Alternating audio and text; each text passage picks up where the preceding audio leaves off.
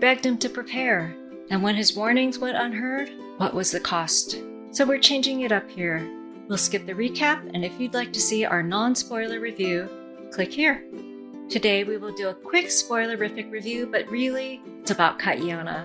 I'm Mei, this is Quork, we are Ravenwing, and onward. The following content contains a boatload of spoilers for all episodes up to this one. You've been warned. iana and Kamehameha clearly hear their women better than each other, which says a lot. But what does it say? Just a lot. Over 200 lives were lost to Metcalf's attack, and even more are dying. Oh my god, they killed Vi! Yeah, that sucks for my friend Sisa Gray. She did an amazing job as Vi. And also, historical iana was very upset when the historical Waine'e died on her voyage back to Hawaii of illness. So yes, she never actually made it back. On screen, it seemed more like 60 people were on the beach, but hey, the heartbreak feels massive. After the attack, iana is so mad that he nearly attacks Kamehameha and Moku, and I am not sure it is realistic that someone would attack their chief with his guards all around. Of course, council talks go nowhere. Again! And his bickering with Moku and Kamehameha feels recycled. And Nahi's death? Questionable. Kupuohi already made peace with iana. Maybe this was an excuse for Momoa to give his tear ducts a workout. And Kamehameha thinking he can beat his combined enemies? And the scary dude! Without the guns is honestly ridiculous. Fortunately, Kahumanu and Kupuohi have something to say about it, and genuine communication gets through when boiling rage is unable. And apparently, the goddess Pele is tired of them too, because Mauna Loa erupts, which it really did while filming. And yes, we both forgot for a second, they're all basically neighbors with a volcano. And beware, magic fish soup is dangerously habit-forming. Someone can't get enough. But the cast nails it, production dazzles, and honestly, this whole series is the best Big Island tourism ad ever. It was so evocative. But because I'm weary of the bickering and Kamehameha makes no sense, 8.5. Before we dive into the emotional roller coaster, do us a solid, like, comment, and subscribe. We're fresh YouTube hatchlings here, and even chickie babies need a little TLC.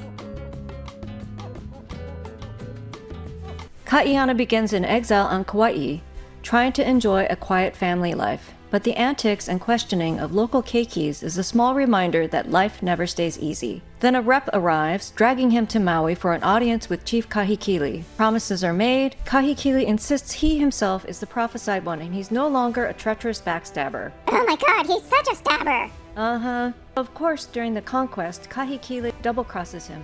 Rage, disbelief, and heartbreak surge through iana as he scrambles to rescue Heke, who they had left behind on Maui, and also protect his family. Kahumanu's clever intervention saves him. She hides iana in a cave and helps the family to escape. However, iana has to leap off a cliff to escape Kahikili, and he's taken away by the ship the Nootka. His journey becomes an odyssey of fury, moral reckoning, and foresight. Alaska, China, Zamboanga. He makes a deal for guns to protect Hawaii, confronts the horrific injustice of human trafficking, freeing all the slaves from their cages, and sets fire to Zamboanga. Dracarys!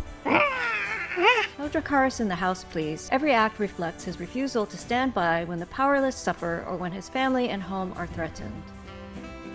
Before we swoop into reviewing this tasty morsel of a show, I have a request. If you'd like to support our fledgling channel, flutter over to May's Etsy shop. She has designed over 300 art prints, perfect for nesting your space or gifting something delicious. Paper on canvas, framed or unframed, there's a little something for every perch. Now, on to the review. When iana arrives at the Big Island, he becomes frustrated and it grows and simmers. Kamehameha refuses to use his guns, even as threats from Keoa, Kahikili, and the Europeans loom. Metcalf and Marley attack the outer village, and iana is forced to watch helplessly as hundreds are wounded. Here, his seething resentment ignites into fury. His warnings have been ignored for too long, and he launches himself in outrage at Kamehameha, and it's only Kupuohi who stops him. She later reconciles with iana, offering the only solace he has had in years, and letting him release anguish and despair in a rare, intimate moment of human tenderness. But now he and the council are at odds, and tragedy strikes again. After storming from the council meeting, Again! iana insists that the family leave for Kauai, and frustration with this leads to their capture. Nahi dies, a devastating blow that leaves iana shattered atop the cliffs as he lays his brother's remains to rest. This is the emotional apex of his journey, the relentless climb, the constant unheard insistence, and the unavoidable heartbreak. Yet even heartbreak cannot crush him. He is unbowed, unbent, unbroken.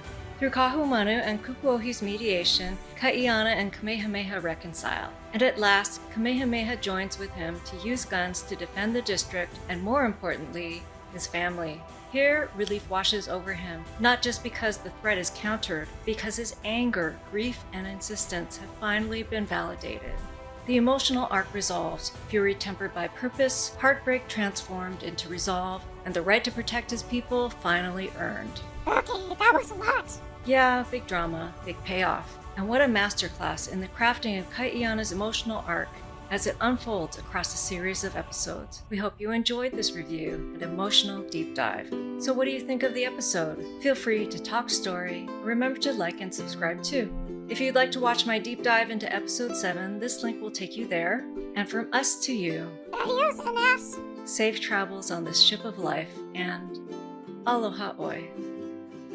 What happened to your neck? Did Jason Momoa's pecs harangue you? No, they left to go to a luau. They didn't even invite me. Rude. Maybe it was just for his ohana. I heard half the island was there, and Nene Goose told me, and she was foxy. What about your neck?